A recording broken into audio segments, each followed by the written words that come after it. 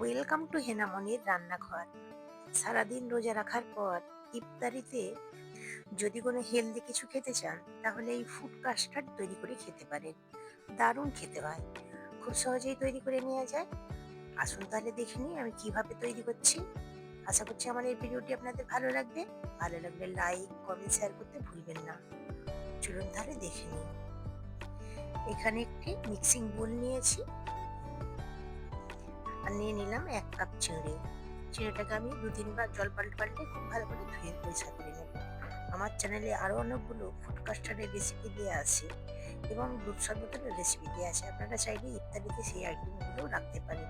তার লিঙ্ক আমি ডিসক্রিপশন বক্সে দিয়ে দেবো, চাইলে আপনারা দেখে নিতে পারেন। চিংড়িটাকে আমি খুব ভালো করে পরিষ্কার করে ধুয়ে নিয়েছি।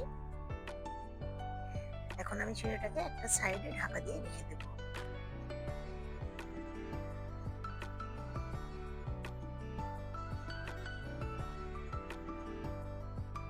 এখানে আমি 500 ml দুধ নিয়েছি আর অল্প একটু দুধ আমি তুলে নিলাম। এখানে 1 চামচের মতো আমি কাস্টার্ড পাউডার ঠান্ডা দুধেই মিশিয়ে নিচ্ছি। ভালো করে মিশিয়ে নিতে হবে, খেয়াল রাখতে হবে লাম্পস না থাকে।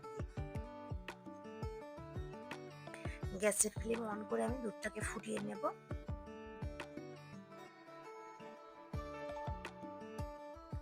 দুধটা ফুটে এসেছে, এখন কাস্টার্ড মেশানো দুধটা আমি অল্প অল্প দিয়ে মিশিয়ে নেব।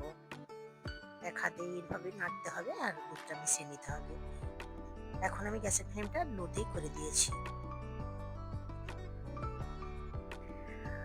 আমি 3-4 মিনিট আমি রান্না করে নিয়েছি। ঠিক এইরকম থিকনেসের এসেছে। গ্যাসের ফ্লেম আমি অফ করে দিলাম।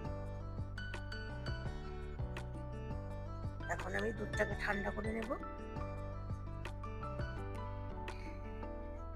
এখন আমি একটি মিক্সিং বোলের মধ্যে ভেজানো চিড়েটাকে নিয়ে নিচ্ছি।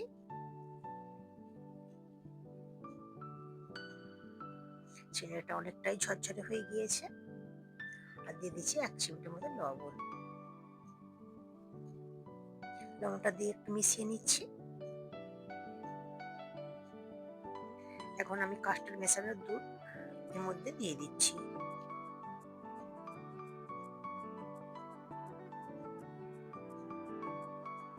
দুধটা দিয়ে চিড়েটার সঙ্গে ভালোভাবে মিশিয়ে নেব।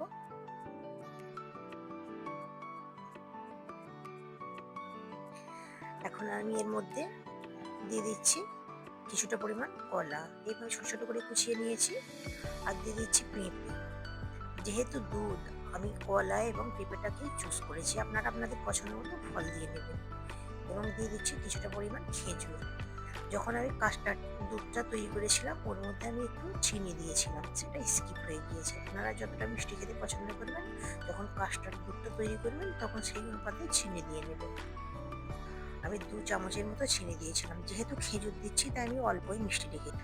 আপনারা চাইলে চিনিটা দিতেও পারেন বা চিনিটা স্কিপও করতে পারেন। এইভাবে চিড়ে দিয়ে ফুড কাস্টার্ড তৈরি করে দেখবেন, দারুণ খেতে হয়।